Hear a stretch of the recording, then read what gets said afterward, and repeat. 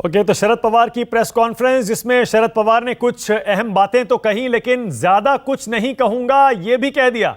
आप इससे अंदाजा लगा लीजिए, शरद पवार को पहले से पता तो था क्या चल रहा है उनकी पार्टी में और आगे क्या करेंगे।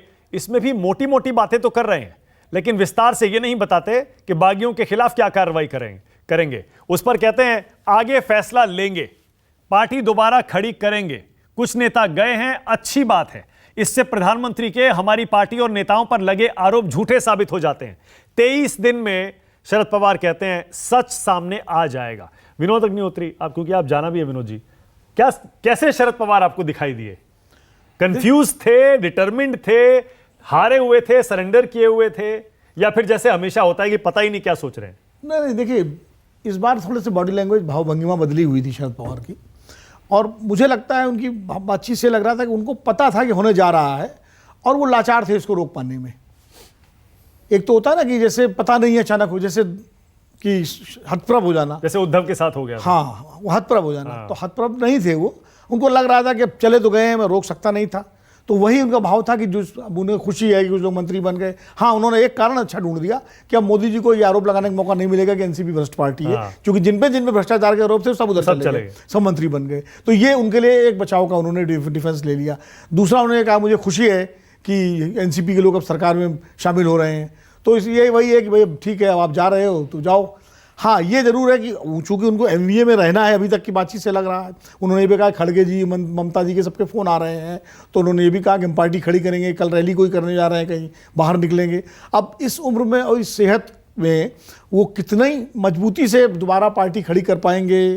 क्या वो 1986 वाले शरद पवार वाली भूमिका में आ पाएंगे, या 1998 में जब सोनिया गांधी के खिलाफ उन्होंने बगावत की थी वो शरद पवार बन के आएंगे, या जैसा कि चौधरी देवीलाल प्रकाश सिंह बादल का अपने आखिरी वक्त में हुआ उस स्थिति में जाएंगे? कुछ कहना अभी मुश्किल है, लेकिन ये जरूर है, इससे एक बात जरूर पता लगती है कि जानकारी तो उनको थी, आभास उनको था कि ये होगा, लेकिन रोकना उनके वश में नहीं था। जो कर सकते थे उन्होंने किया। इस्तीफे का अपना उन्होंने प्रेजेंट किया, उसके बाद उन्होंने अपनी बेटी को वर्किंग प्रेसिडेंट बनाया, अपने एक लेफ्टिनेंट जो प्रफुल्ल पटेल, वो भी आजकल अजीत पवार साथ बैठे हुए थे, उनको बना। मुझे लगता है प्रफुल्ल पटेल का वहाँ जाना बहुत कुछ कहता है। छगन भुजबल, प्रफुल्ल पटेल, बोलसे पाटिल, इनका जाना ये बहुत कुछ कहता है। बाकी अनंत जी ज्यादा बेहतर, तो पूरी पार्टी चलेगी ना अब तो, इसीलिए तो आपको क्या समझ में आया अनंत, ये सुन के पूरा शरद पवार का ये जो भी शरद पवार की प्रेस कॉन्फ्रेंस में मुझे लगा, जो मैं पहले ही प्रेस कॉन्फ्रेंस के पहले कहा था, मैं अब भी उस पर सहमत हूँ, उनकी मौन सहमति थी।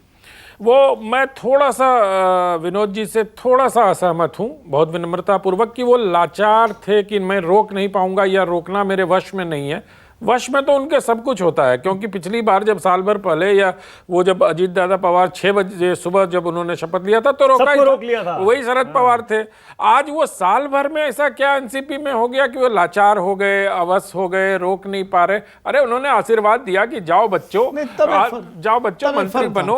तब ये था वो सबको कह सकते थे देखो हमारी सरकार बन रही है, वापस आओ, हमारी सरकार बन रही है। अब ये कहने का उनका आधार नहीं, सरकार हमारी बन रही है। ठीक है, तब तो सरकार बनते दिखाई पड़ रही थी उद्धव ठाकरे के साथ कांग्रेस की और एनसीपी की मिलकर के सरकार, मतलब उनको भी तो वो एक फर्क है यार। उनको भी ये लगा कि अब कोई भविष्य एमबीए में नहीं है, तो बच्चों को वहां सेट कर दो। एक जो घर का बुजुर्ग होता है वो अपने बच्चों की बहुत चिंता करता है। तो शरद पवार मुझे आज के प्रेस कॉन्फ्रेंस के बाद वही एक बुजुर्ग के जैसे लगे, जो कि घर के बच्चों को सेट करने के बाद जो एक संतोष का भाव उनके चेहरे पे आज मुझे दिखा प्रेस कॉन्फ्रेंस में। मैं विनोद जी से अभी यही चर्चा कर रहा था जब ऑफ कैम थे हम लोग, कि जो पिछली बार शरद पवार की भाव भंगिमा थी, या जब अहमद पटेल के साथ बैठ के वो प्रेस कॉन्फ्रेंस कर रहे थे, तो जितने एग्रेसिव वो लग रहे थे, या उनके चेहरे पर जिस प्रकार के भाव थे, आज वो भाव नहीं दिखाया शरद पवार जी ने। और पवार साहब ऐसे लग रहे थे कि ठीक है, हो गया, बच्चे चले गए, सेट हो गए, अब ये देखना है कि उनकी बिटिया कहां जाती है। ये मानक अब इस पे हम लोगों को देखना चाहिए कि सुप्रिया सुले का भविष्य कहां जाके सेट होता है,